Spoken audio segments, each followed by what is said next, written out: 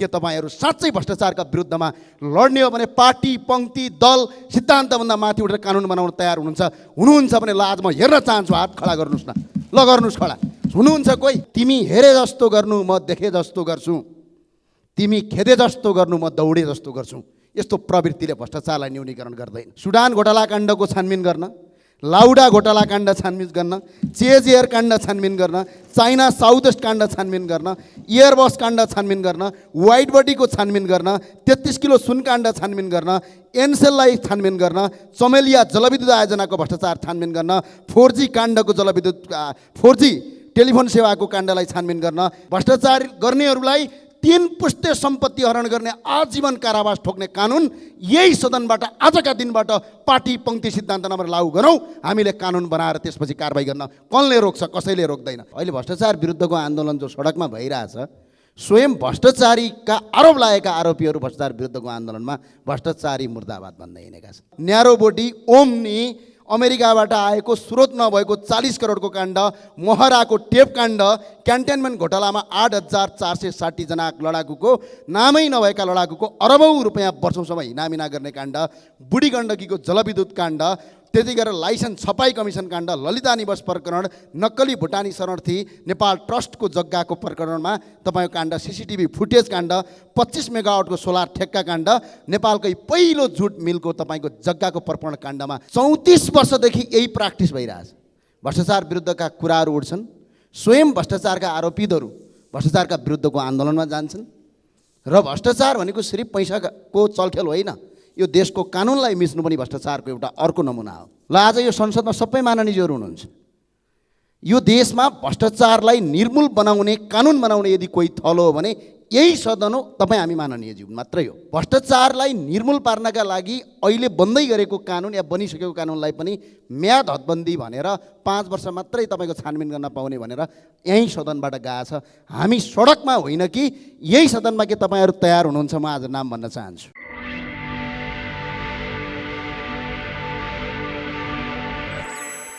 सम्माननीय सभामुख महोदय, माननीय सदस्यज्यूहरू, एउटा कथा भन्न चाहन्छु म। एउटा गाउँमा चोर आएछ। चोर आइसकेपछि गाउँलेले चोर आयो भनेर थाहा पाएछन् अनि सबै गाउँलेले चोर आयो भनेर बाहिर निस्केछन्। अनि चोर चाहिँ पछाडिबाट भागेर जहाँ गाउँलेले चोर आयो भनेको थियो त्यो भिडमा मिसिएछ। फेरि त्यसपछि त्यहीँबाट उसले चिच्याउन थालेछ, चोर आयो भनेछ। गाउँलेलाई थाहा भएनछ कि उहाँहरूकै भिडमा त्यही चोर पसेको थियो। अहिले भ्रष्टाचार विरुद्धको आन्दोलन जो सडकमा भइरहेछ, स्वयं भ्रष्टाचारीका आरोप लागेका आरोपीहरू भ्रष्टाचार विरुद्धको आन्दोलनमा भ्रष्टाचारी मुर्दाबाद भन्दै हिँडेका छन्। यसले अहिले होइन 34 वर्षदेखि यही प्र्याक्टिस भइरहेछ।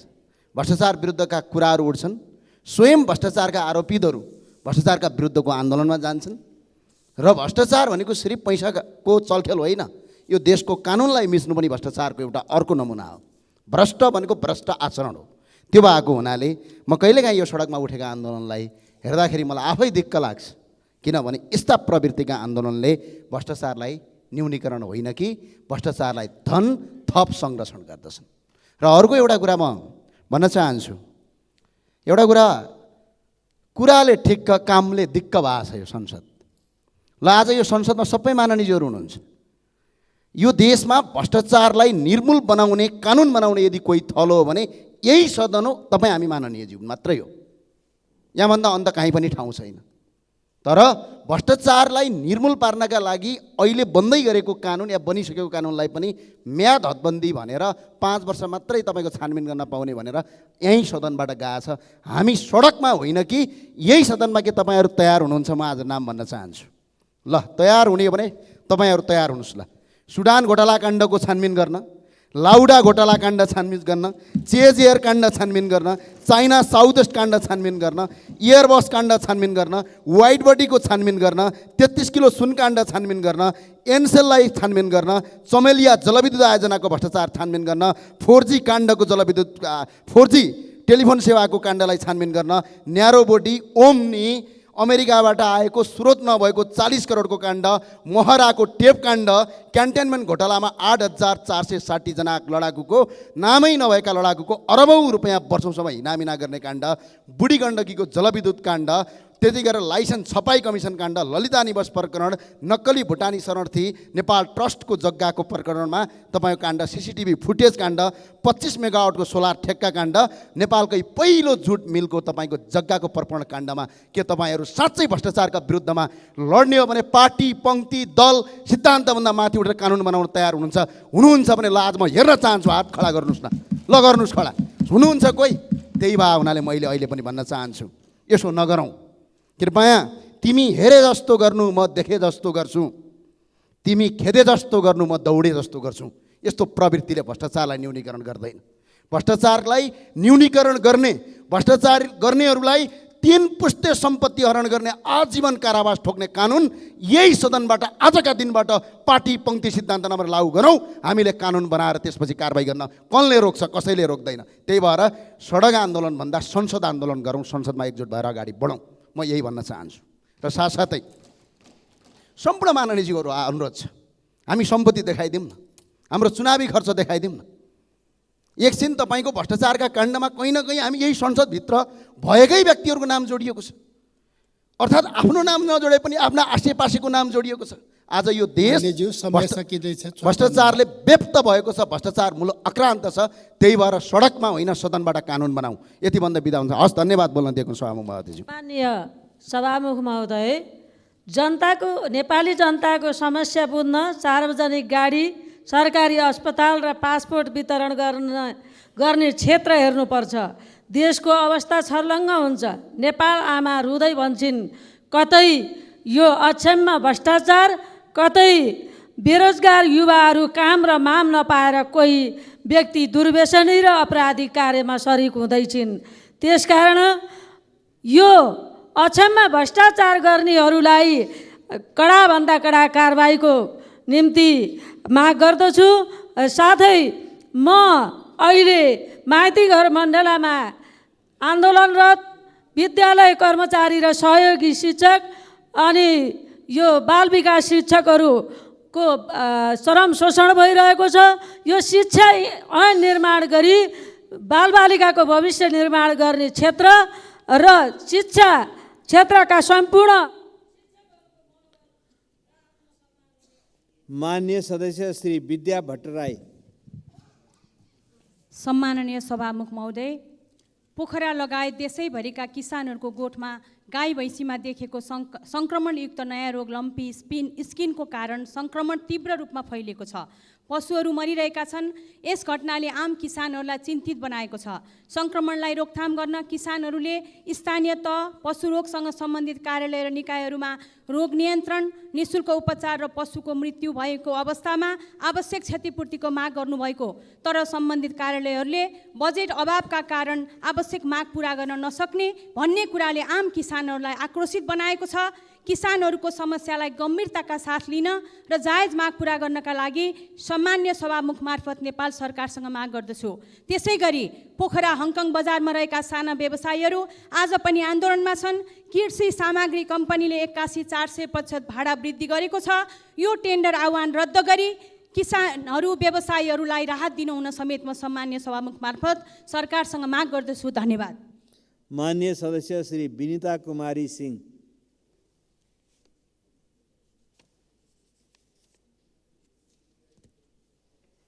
सम्मानीय सभामुख महोदय, पूर्व संविधान सभा सदस्य पुरुषोत्तम बस्नेत जीको 78 वर्षको उमेरमा वैशाख 29 गते शुक्रबार निधन भएकोमा उहाँप्रति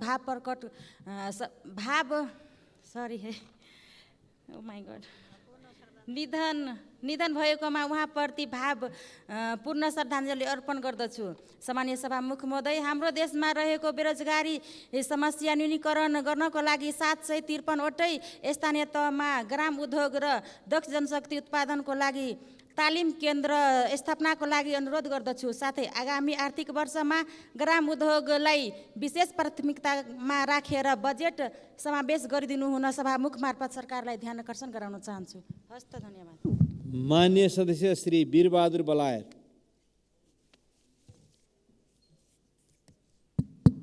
सम्मानीय सभामुख महोदय, देशको 6वटै प्रदेशको राजधानी बन्दै गर्दा सुदूरपश्चिमको राजधानी किन बनेन? अहिलेसम्म केन्द्रीय सरकारले किन भोकाधिकार दिएन? यसको चाहिँ स्पष्ट जवाब चाहिन्छ र नन टेक्निकल युनिभर्सिटीहरू सञ्चालन गर्नलाई धौधौ परिराखेको बेलामा किन सुदूरपश्चिमका जनतामाथि अन्याय भयो र त्यहाँ मेडिकल विश्वविद्यालय बडा अचम्म छ, मेडिकल विश्वविद्यालय खोलेर सञ्चालन गर्ने के नेपालको अहिले सामर्थ्य छ? त्यसैले चाहिँ गेडा मेडिकल कलेजलाई छिटोभन्दा छिटो मेडिकल कलेजका रूपमा चाहिँ स्थापित गरेर सञ्चालन गरियोस् भन्ने कुरा राख्न चाहन्छु। अर्को कुरा के देशमा आउने भूकम्प र सुदूरपश्चिममा आउने भूकम्प फरक छ? अहिलेसम्म डोटीका भूकम्प पीडितहरूले कार्तिक 22 गते राति 2 बजे भएको भूकम्पबाट पीडितहरू अहिले घरबार विहीन भएका छन्। त्यसको राज्यले त्यसको चाहिँ जवाबदेहिता दिनु पर्दैन? यी सबै कुरा सभामुख मार्फत म सरकारको ध्यान आकर्षण गराउन चाहन्छु। धन्यवाद। मान्य सदस्य श्री विराज भक्त श्रेष्ठ। सम्माननीय सभामुख महोदय, पछिल्लो समय एकपछि अर्को गर्दै आत्महत्या घटना बाहिरिरहेका छन्। वैशाख 19 गते चितवनका सफल पोल्ट्री व्यवसायी शङ्कर कणेलले आत्महत्या गरेका छन्। उनलाई आत्महत्या गर्न बाध्य बनाउने कारण आर्थिक कारोबार भएको सुसाइड नोटमा उल्लेखित छ र आज 14 दिन हुँदा पनि सुसाइड नोटमा उल्लेखित प्रमुख व्यक्ति पक्राउ नपर्नुको कारण के हो? गृहमन्त्रीज्यूसँग म प्रश्न गर्न चाहन्छु। सभामुख महोदय, धनभन्दा शिक्षा ठुलो भनेर बुझाउने शिक्षकको लागि धन ठुलो हुँदा धादिङ चैनपुर निवासी विपन्न दलित समुदाय 19 वर्षीय जितबहादुर बैलकोटीले कक्षा 12 को मासिक शुल्क तिर्न नसक्दा आत्महत्या गर्नु परेको परिस्थिति बन्दा संविधानको धारा 40 को उपधारा 2 मा दलित विद्यार्थीलाई प्राथमिकदेखि उच्च शिक्षासम्म कानुन बमोजिम छात्रवृत्ति सहित निःशुल्क शिक्षाको व्यवस्था गरिनेछ भनेको छ। गरिब विद्यार्थीको लागि आत्महत्या गर्न नपरे कानुन कहिले बन्छ? सभामुख महोदय, यसरी एकपछि अर्को आत्महत्या घटना दोहोरिनु आत्महत्या दुरुत्साहन गर्नेलाई कानुनको कठघरामा ल्याउन नसक्नुको परिणाम हो। सभामुख मार्फत मान्य सदस्य श्री शान्ति श्रेष्ठ।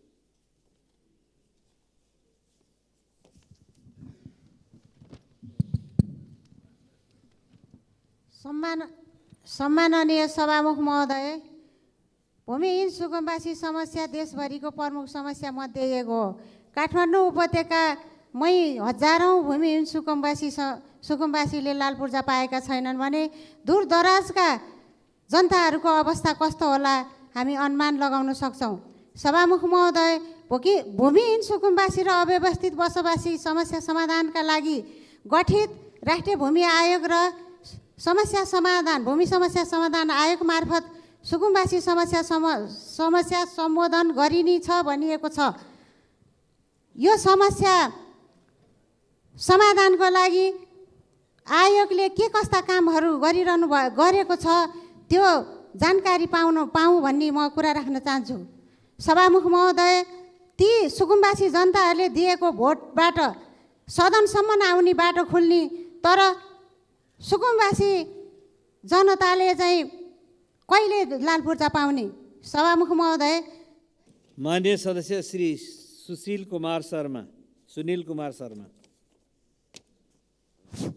सम्माननीय सभामुख महोदय, 2068 साल 3 महिना 1 गते मन्त्री परिषदले निर्णय गर्यो कि यो इनरुवाबाट काँकरभिट्टासम्मको रेलवेलाई स्टार्ट बनाउने भनेर। तर हालसम्म पनि जग्गाहरू चाहिँ त्यहाँ होल्ड गरियो, तर मुआवजा पनि त्यही दिइएको छैन र मान्छेहरूको चाहिँ अहिले बिजोग छ, न जग्गा बेच्न पाइन्छ न जग्गाको मुआवजा पाइएको छ। त्यस कारणले यसमा चाहिँ सरकारले तदारुकताका साथ तत्काल कि चाहिँ जग्गा फुकुवा गरिदिनु पऱ्यो कि चाहिँ मुआवजा दिने व्यवस्था गरिदिनु पऱ्यो, एउटा कुरा। अर्को चाहिँ धेरै वर्ष अगाडिदेखि मोरङको बेलबारी 8 नम्बर वार्डमा राधानगरमा पेट्रोल खानी छ भनेर घेराबारा गरेर राखिएको छ।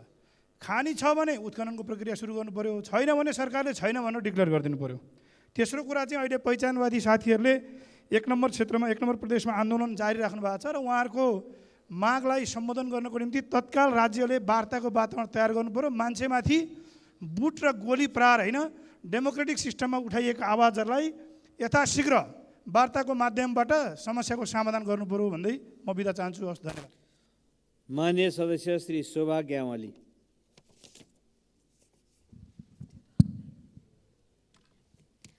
सम्मानीय सभामुख महोदय, बर्दिया जिल्लाको सदरमुकाम गुलिरियादेखि पूर्व पश्चिम राजमार्ग जोड्ने बबई नदीको जब्दीघाट पुल निर्माण हुन नपाउँदै भाँचेको थियो। पटक पटक सदनमा कुरा उठेका छन्। 2080 साल वैशाख 12 गते सम्बन्धित मन्त्रीज्यूले उक्त पुल निर्माणका लागि योजना समेत भएको यस सदन लाई जानकारी गराउनु भएको थियो। तर बर्दिया जिल्लाको क्षेत्र नम्बर 1 का माननीय सञ्जय गौतम आवरण अनसनमा बसेको खबर आइरहेको छ। वास्तविकता के हो? यथाशीघ्र उक्त पुल निर्माणको काम होस्, साथै बबई नदीको दुवै किनारमा तटवर्णनका लागि बजेट व्यवस्थापन गरियोस्। सम्मानित सभामुख महोदय मार्फत मैले सम्बन्धित मन्त्रीलाई ध्यान आकर्षण गराउन चाहन्छु। हस्त धन्यवाद। मान्य सदस्य श्री सन्तोष चालिसे। सम्माननीय सभामुख महोदय, विभिन्न समयमा जनताका विषयहरूमा प्रश्न उठाउने काम गर्दै आइयो र आज जनताले नै प्रश्न सोधिराखेका छन्।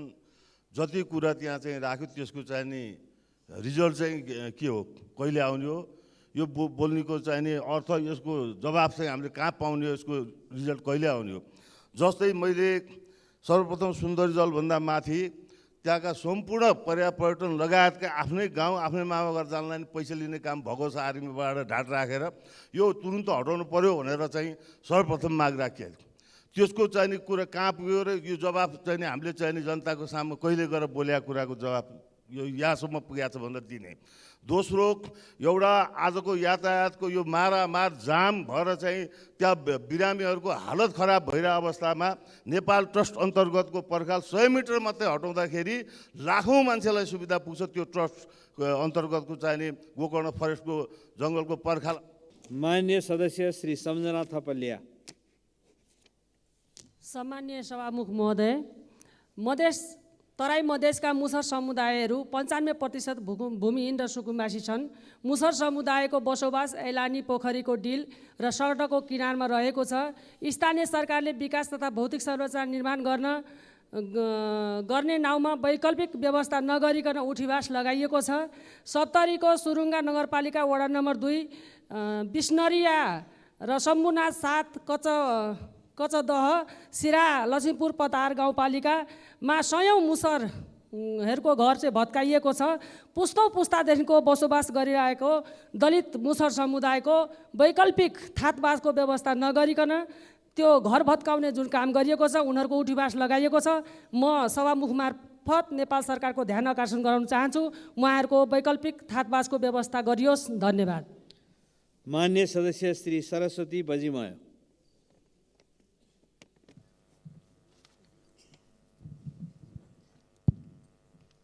सम्मान्य सभामुख महोदय, खोटाङ जिल्लामा 3वटा एयरपोर्ट छ, जसमध्ये खोटाङको थाम्ककमा हप्ताको 1 फ्लाइट छ। दिक्तेलको खानडाँडामा हप्ताको 2 फ्लाइट मध्ये हाल हप्ताको 1 फ्लाइट दिन्छ।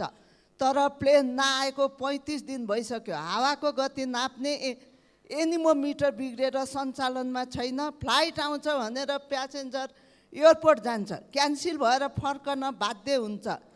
जाँदा आउँदाको खर्च 1000ले पुग्दैन। त्यसै गरी जिल्लाको पुरानो एयरपोर्ट लामिनाडा, जसले 3 जिल्लालाई भ्याउँछ, कोरोना कालको इस्यु बनाएर आजसम्म फ्लाइट नराखी स्टाफ नै हटाए। कमसेकम हप्ताको 1 पटक राखेमा ज्येष्ठ नागरिक अशक्त महिलाहरूलाई आवत जावत गर्न सजिलो हुने भएको हुँदा सभामुख मार्फत सम्बन्धित निकायको ध्यान आकर्षण गराउँदछु।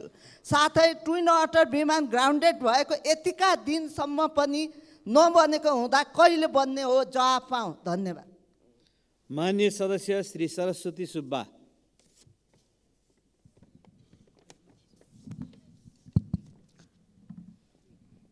सम्माननीय सभामुख महोदय, भूपयोग योजना कुनै पनि पूर्वाधारको आधारभूत जग हो। भूपयोग योजना बिनाको कार्य दिगो र प्रभावकारी हुँदैन। भूपयोग योजना विपदबाट हुने क्षति न्यूनीकरण, सुरक्षित आवास र खाद्य अधिकार सुनिश्चितताको लागि पनि ज्यादै नै आवश्यक छ।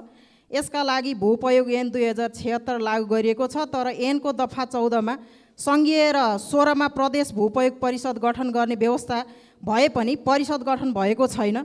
सम्माननीय सभामुख महोदय, स्थानीय तहको भूपयोग योजनाको काममा सहयोग खोजिरहेको अवस्थामा तत्काल सङ्घीय र प्रदेश भूपयोग परिषद गठन गरी स्थानीय तहको भूपयोग योजना तर्जुमाको कार्यलाई सहयोग पुर्याउन माग गर्दछु। स्थानीय तहमा बनिरहेको भूपयोग योजनामा कृषि क्षेत्र नघट्ने गरी योजना बनाउन सम्माननीय सभामुख महोदय मार्फत सम्बन्धित निकायको ध्यान आकर्षण गराउन चाहन्छु। धन्यवाद। मान्य सदस्य श्री सराज अहमद फारूकी।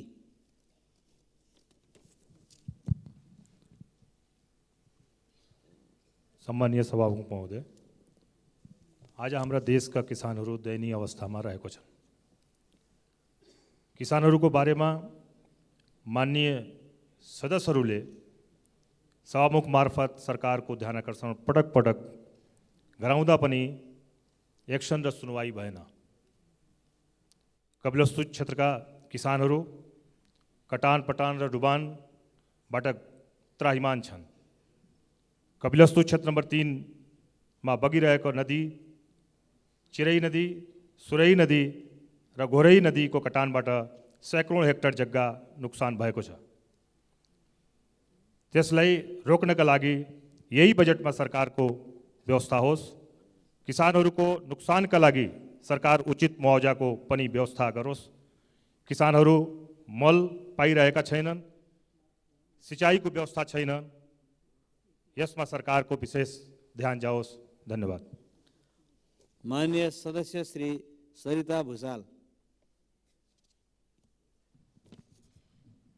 सम्माननीय सभामुख महोदय, बुटोल नारायणगढ सडक खण्डको ठेक्का करिब 4 वर्ष अघि टेन्डर प्रक्रियाद्वारा चाइना स्टेज कन्स्ट्रक्सन कम्पनीले पाएको थियो।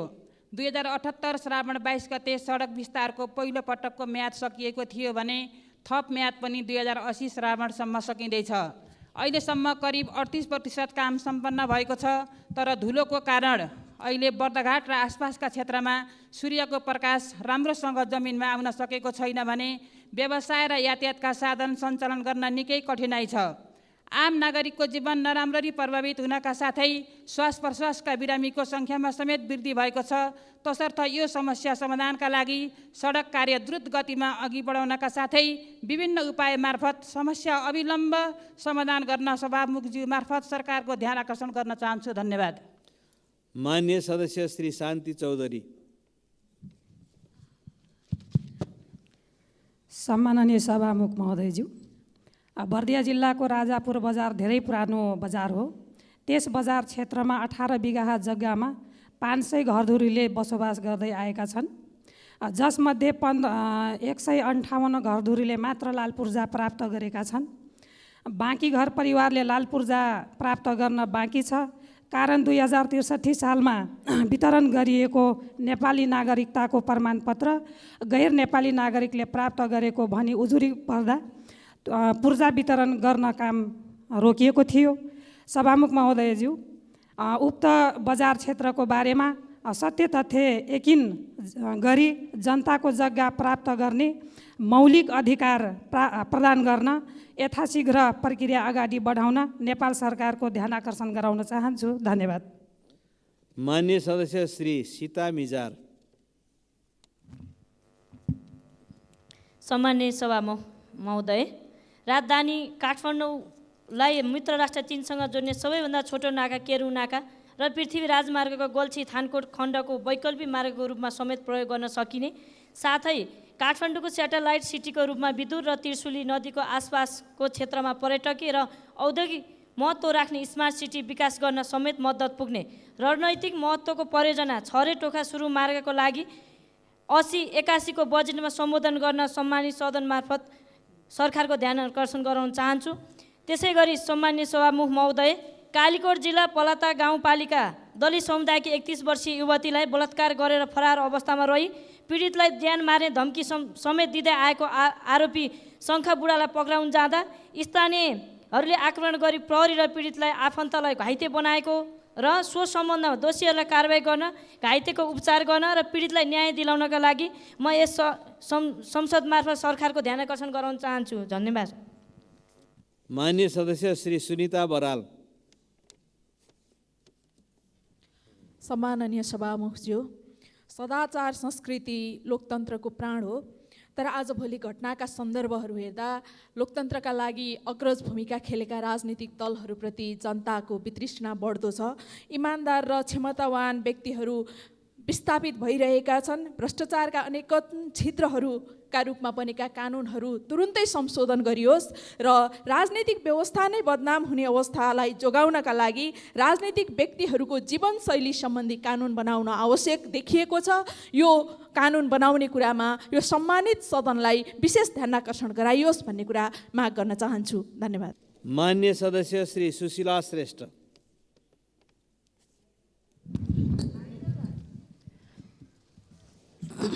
सभामुख महोदय, नेपाल सरकार र जापान सरकारको संयुक्त लगानीमा 2044 सालमा स्थापित उदयपुर सिमेन्ट कारखाना उदयपुरमा सञ्चालित छ। यस उद्योगले आर्थिक वर्ष 78-79मा लगभग 5 करोड नाफा आर्जन गरेको छ। सरकारी स्वामित्वमा रहेको उद्योग र संस्थाहरू धराशायी हुँदै गएको आजको स्थितिमा उदयपुर सिमेन्ट कारखानाले आफ्नो आम्दानी बढाउनु प्रशंसनीय पक्ष हो। नेपालमा सञ्चालित सिमेन्ट उद्योगमा आत्मनिर्भर बन्दै गएकोले नेपालको अर्थतन्त्रमा टेवा पुगेको छ। सरकारी स्वामित्वमा रहेको राम्रो नतिजा निकाल्ने उद्योग र संस्थाहरूलाई पुरस्कृत गर्ने र खराब परिणाम दिने संस्थाहरूलाई कारबाही गरी राम्ररी उद्योग सञ्चालन गर्न पहल गरी युवाहरूलाई स्वदेशमै रोजगारी दिने वातावरण निर्माण गरी युवा सहितको देश नेपाल बनाउनका लागि सरकारले व्यवस्थापन गरियोस् भनी मान्य सदस्य श्री स्वर्णिम वाग्ले। सम्माननीय सभामुख महोदय, शरणार्थी प्रकरणमा संदिग्ध सबै छानबिनको दायरामा ल्याइनु पर्दछ र यस प्रकरणको विश्वसनीय टुङ्गो लागोस् भन्ने खबरदारी गर्न चाहे। भ्रष्टाचारको एउटा शास्त्रीय परिभाषा छ निजी लाभका लागि सार्वजनिक पदको दुरुपयोग। तर नेपालमा यसको प्रभाव व्यापक छ, जुन आधारभूत विकास निर्माणमा हामी हरेक दिन देख्दछौँ। मेरो निर्वाचन क्षेत्र तनहुँ 1 मा दर्जनौँ ठुला विकासका आयोजनाहरू अलपत्र छन्। चन्द्रावती सम्जुर पोखरी छाप सडक ठेक्का लागेर पनि 3-4 वर्षदेखि काम हुन सकेको छैन। घुमाउने र सराङघाटका पुलहरू टेन्डर लागेर पनि अगाडि बढेका छैनन्। दमौली केशवटार र सुखौरा खण्ड पनि हेलचक्र्याइले 4 वर्षदेखि अलपत्र छ। भ्रष्टाचारले सडक नबन्ने मात्र होइन, बनेका सडक पनि सुरक्षित छैनन्। हालै बन्दीपुर गाउँपालिकामा एउटा भीषण दुर्घटना भयो जहाँ मेरा प्रिय भुजेल दाजुभाइहरूको ठुलो सङ्ख्यामा मृत्यु र हताहती भयो। मलाई लाग्छ अब एउटा राष्ट्रिय भौतिक विकास प्राधिकरणको औचित्यमा हामीले बहस सुरु गर्नुपर्नेछ। धन्यवाद। मान्य सदस्य श्री सूर्यकुमारी श्रेष्ठ। सभामुख महोदय, यही मिति 2080 वैशाख 27 गतेका दिन दैलेख जिल्लाको 820 नगरपालिका वार्ड नम्बर 6 सामुदायिक माल्या वनमा भीषण आगलागी हुँदा सो आगलागीमा त्यही वार्डका 12 जना वसुन्धरा बिक, नवीन बिक, मोतिया बिक, नैना बिक, प्रकाश बिक, पूजा बिक, छत्रा बिक, जयकला बिक र जुना बिक आगोमा पोली चिकित्सक घाइते भई नेपालगञ्जको भेरी अञ्चल अस्पताल र नर्सिङ होम अस्पतालमा उपचार गर्दै गर्दा 1 जनाको मृत्यु भइसकेको छ। भैरे बिकको भने काठमाडौँको कीर्तिपुर बोन हस्पिटलमा पनि उहाँहरूको उपचार भइरहेको छ। म सरकारसँग के अनुरोध गर्न चाहन्छु भने त्यो घटनामा पर्ने सम्पूर्ण दलित बस्तीको हुनुहुन्छ, उहाँहरूको आर्थिक अवस्था अत्यन्तै कमजोर छ। उहाँहरू पूर्ण रूपले सन्चो नहुनेजेलसम्म सरकारले सम्पूर्ण औषधि निःशुल्क उपचारको व्यवस्था गरियोस् र मृत्यु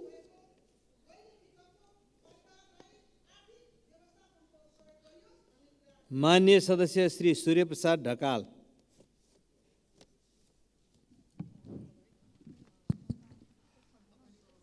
सम्माननीय सभामुख महोदय, मलखातमा भ्रष्टाचार, रेडक्रसमा भ्रष्टाचार, हज कमिटीमा भ्रष्टाचार, लडाकु समायोजनमा भ्रष्टाचार, राष्ट्रिय गौरवका योजनाहरूमा भ्रष्टाचार, नक्कली भुटानी शरणार्थीमा भ्रष्टाचार, अदालतमा भ्रष्टाचार, नापी मालपोत र यातायात कार्यालयमा भ्रष्टाचार, नीतिमा भ्रष्टाचार, पोलिसीमा भ्रष्टाचार, जताततै भ्रष्टाचार।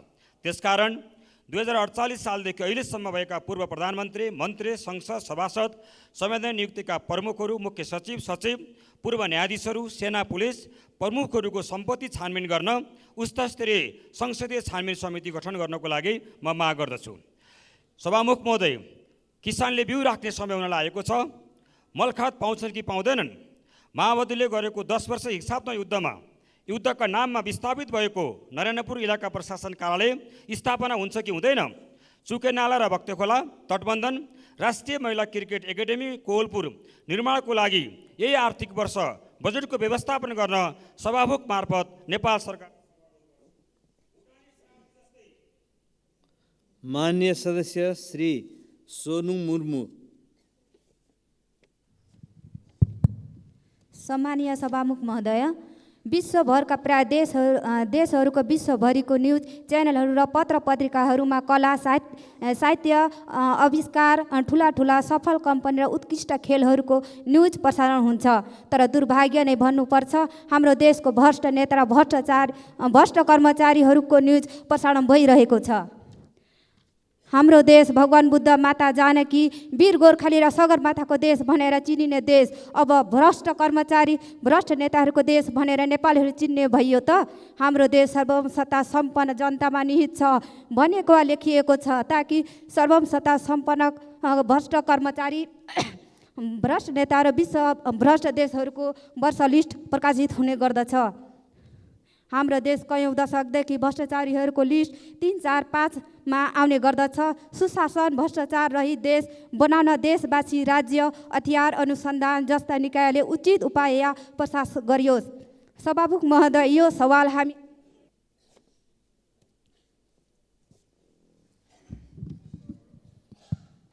सम्माननीय सभामुखज्यू, झापा जिल्ला बिर्तामोड नगरपालिका वार्ड नम्बर 3 मा मजदुरी गरी बस्ने सृजना सुनवारको छोरा 13 वर्षीयको सुजन सुनवारको वैशाख 18 गते उम्लिएको खोलेले शरीर डढेर उनी गम्भीर घाइते भएको अवस्था रहेको छ र उनलाई स्थानीय अस्पतालमा उपचारका सम्भव नभएपछि जिल्ला समन्वय समिति झापाको सहयोगमा निःशुल्क एम्बुलेन्स मार्फत वैशाख 26 गते कीर्तिपुर अस्पतालमा ल्याई भर्ना गरिएको छ। डाक्टरको रिपोर्ट अनुसार भित्रसम्म डढेको हुनाले प्लास्टिक सर्जरी गर्नुपर्ने भएको, तर उनी अति विपन्न परिवारको भएकाले कारण आफ्नो हैसियतले उपचार गर्ने अवस्था नभएका हुनाले निःशुल्क उपचारको व्यवस्था मिलाई गरिब जनतालाई सरकारको आभास दिनुहुन सम्माननीय सभामुख मार्फत सरकारको लाई हार्दिक अनुरोध गर्दछु।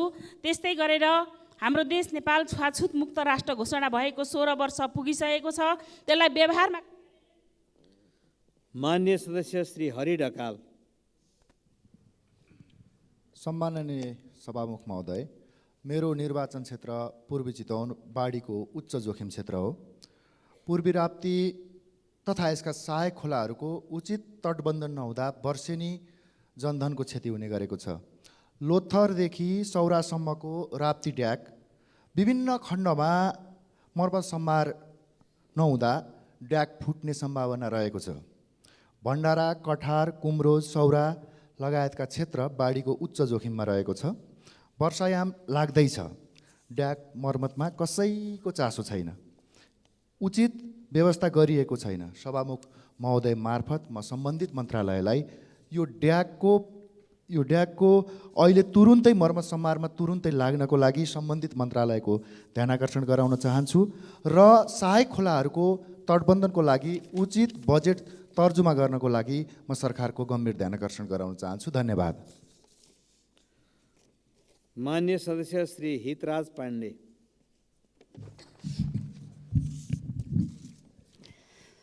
सम्मानीय सभामुख महोदय, नक्कली भुटानी शरणार्थी प्रकरणको विषयले अहिले देश तातेको छ।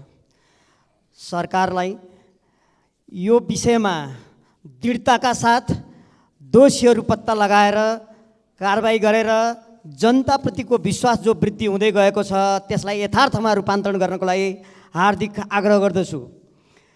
विपद आकस्मिक रूपमा आउने गर्छ, यसैले त्यसको पूर्व तयारीमा सरकार योजनाबद्ध रूपमा अघि बढोस्। यसका साथसाथै गोरखकाली रबर उद्योग, हेटोडा कपडा उद्योग लगायत रुग्ण उद्योगहरूलाई सञ्चालन गर्न यही बजेटमा ठोस योजना बनाएर सरकार अगाडि बढोस्। यी सबै विषयवस्तुलाई सरकारको लागि म सम्मानीय सभामुख महोदय मार्फत हार्दिक आग्रह गर्दछु। धन्यवाद। माननीय सदस्य श्री हेमराज राई। सभामुख महोदय, स्थानीय तह जनताको सबभन्दा नजिकको सरकार भन्ने कुरा हामी सबलाई थाहा छ। त्यो स्थानीय सरकारलाई कानुनद्वारा, दक्ष जनशक्तिहरूद्वारा, वैज्ञानिक उपकरणहरू प्रदान गरेर र यथेष्ट बजेटहरूद्वारा सबल गर्नु अहिले हाम्रो जिम्मेवारी हो। हामीलाई थाहा छ अत्यन्त न्यून आन्तरिक स्रोत भएको स्थानीय तहको विकास योजनाहरू सङ्घ र प्रदेशले उपलब्ध गराउने अनुदानबाट नै सञ्चालित भइरहेको छ। तर सभामुख महोदय, गएको वैशाख 14 गते सरकारबाट स्थानीय तहले पाइरहेको अनुदानमा 50% कटौती हुनेछ भन्ने परिपत्रले सिङ्गै देशका स्थानीय तह स्तब्ध बनेका छन्। त्यसले गर्दाखेरि म सभामुख महोदय मार्फत सरकारलाई अनुरोध गर्न चाहन्छु कि त्यो परिपत्र फिर्ता गरियोस् र स्थानीय तहले प्राप्त गरिरहेको अनुदानलाई यथावत रूपमा राखेर स्थानीय तहको विकास योजनामा माननीय सदस्य श्री सीता कुमारी राणा। सम्माननीय सभामुख महोदय, दैलेख जिल्लाको 8-20 नगरपालिका वार्ड नम्बर 6 सिंहासनी स्थित प्रधानमन्त्री रोजगार कार्यक्रमको गोरेटो बाटो खन्ने क्रममा गएको काम गरिरहेका बेलामा यही वैशाख 27 गते माल्ले बुढा पहाड सामुदायिक वनमा 81 आगो लाग्दा 10 जनाको शरीर जलेको थियो। गम्भीर घाइते 8 जना नेपालगञ्ज उद्धार गरिएको थियो। 1 जना उपचारको क्रममा नेपालगञ्ज निधन भएको छ। उहाँप्रति हार्दिक श्रद्धाञ्जली। घाइतेहरूप्रति चाहिँ स्वास्थ्य लाभको कामना गर्दछु। त्यहाँ पनि उपचार हुन नसकेर नेपालगञ्ज उपचार हुन नसकेर भई हाल 5 जना बिरामी वसुन्धरा बिक, पर्ज बिक, नैना बिक, नवीन बिक, जौकला बिकलाई काठमाडौँ कीर्तिपुर स्थित वर्ण अस्पतालमा ललितपुरमा हेलिकप्टरबाट उद्धार भई उपचार भइरहेको छ। 2 जना 18 वर्षीय छत्रा बिक र मोतीकला बिकलाई नेपालगञ्ज नर्सिङ कलेज बाँकीमा उपचार भइरहेको छ। उक्त घाइतेहरूको उपचारमा कमी नहुन भनी नेपाल सरकार तथा स्वास्थ्य जनसङ्ख्या मन्त्रालय र गृह मन्त्रालयको ध्यान आकर्षण गर्न चाहन्छु। माननीय सदस्य श्री हृदयराम थानी। सम्माननीय सभामुख महोदय, आज सम्माननीय सभामुख महोदय मार्फत मेरो गृह मन्त्रालयमा अनुरोध हो। कर्णाली प्रदेशको प्रहरी तालिम केन्द्र अहिले पनि लुम्बिनी प्रदेशको नेपालगञ्जमा राखिएको अवस्था छ। त्यसैले मेरो सर्वप्रथम के आग्रह छ भने यसलाई छिटोभन्दा छिटो र कर्णाली प्रदेशमा स्थानान्तरण गर्नुपर्छ भन्ने मेरो गृह मन्त्रालयसँग मेरो जोरदार माग रहन्छ। त्यसै गरेर जहाँसम्म स्थानको कुरो छ, पञ्चपुरी नगरपालिका वार्ड नम्बर 8 को दुलाल थाईको मौरी डाँडामा रहेको जग्गा प्रयोग लिँदा कुनै पनि प्रकारको क्षति नहुने जग्गा भएकोले त्यस ठाउँमा राख्न उपयुक्त हुन्छ भन्ने कुरा पञ्चपुरी नगरपालिकादेखि स्थानीय सबै तहहरूले त्यसमा स्वीकृति र मन्जुरीनामा दिइसकेको अवस्था छ। त्यसै गरेर सुर्खेतको जिल्ला प्रशासन कार्यालयले गृह मन्त्रालयमा पत्र पठाएको अवस्था छ। हामी सांसदहरूले पनि गृह मन्त्रीज्यू कहाँ निवेदन पेश गरेका छौँ। त्यसैले मेरो माग रहन्छ कि कर्णाली प्रदेशको प्रहरी तालिम केन्द्र नेपालगञ्जमा राखिरहनु उपयुक्त नहुने भएकोले छिटोभन्दा छिटो यसको स्थानान्तरण कर्णाली प्रदेशमै गरियोस् भन्ने मेरो माग छ। माननीय सदस्य श्री ज्ञानु बस्नेत सुवेदी। सम्माननीय सभामुख महोदय, नक्कली भुटानी शरणार्थी बनाई करोडौँ अपचलन गर्ने षड्यन्त्रको पर्दाफास हुने क्रमसँगै नेपाली जनता र इमान्दार राजनीतिकर्मीमा खुसी छाएको छ।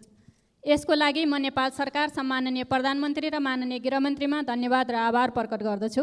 सिङ्गो देशले यो ऐतिहासिक युगान्तकारी र साहसिक कदमको समर्थनमा सडकमा ऐक्यबद्धता प्रकट गरिरहेको छ। म सडकमा उल्लिएको जनताको अपार समर्थनप्रति ऐक्यबद्धता समेत प्रकट गर्दछु। सम्माननीय सभामुखज्यू, भ्रष्टाचारलाई समूल नष्ट गर्न सरकार, सदन र नेपाली जनतामा उच्च प्रकारको एकता र पहल कदमी आवश्यक छ। भ्रष्टाचार नेपाली समाजको विकास र समृद्धिको प्रमुख बाधक हो। त्यसैले सम्माननीय सभामुख महोदय मार्फत नेपाल सरकारलाई ध्यान आकर्षण गराउन चाहन्छु कि यो प्रकरणका दोषीलाई कडा कारबाही होस् र विगतका सबै भ्रष्टाचारका काण्डहरू पल्टाई यो वर्ष भ्रष्टाचार निर्मूल वर्षमा रूपान्तरण गरी इतिहासमा स्वर्ण अक्षरले लेखौँ। धन्यवाद। लाल सलाम। माननीय सदस्य श्री ज्ञानेन्द्र बहादुर कार्की। सम्माननीय सभामुख महोदय, विभिन्न अध्ययनले विभिन्न सञ्चार माध्यममा काठमाडौँ सहर विश्वको दूषित सहर मध्येमा परिणत हुँदै गएको तथ्याङ्कहरू आइरहेको छ। त्यसै गरेर काठमाडौँ उपत्यकामा मात्र जामका कारणले 1 खरब 49 करोडभन्दा बढी आर्थिक क्षति भइराखेको समाचारहरू पनि आइरहेको छ। यी समाचारहरू पढ्दाखेरि हामीलाई एकछिन उत्तेजना दिएला, के गर्ला, तर यी हाम्रो वर्तमान र भविष्यका निमित्त धेरै ठुला चुनौतीहरू हुन्। तसर्थ हामी सबै यसप्रति जागरुक बनाउँ, सचेत बनाउँ, गम्भीर बनाउँ र जिम्मेवार बनाउँ। र म सरकारलाई यी जटिल समस्याहरूलाई समाधान गर्नका निमित्त आजकै दिनदेखि कार्यतालिका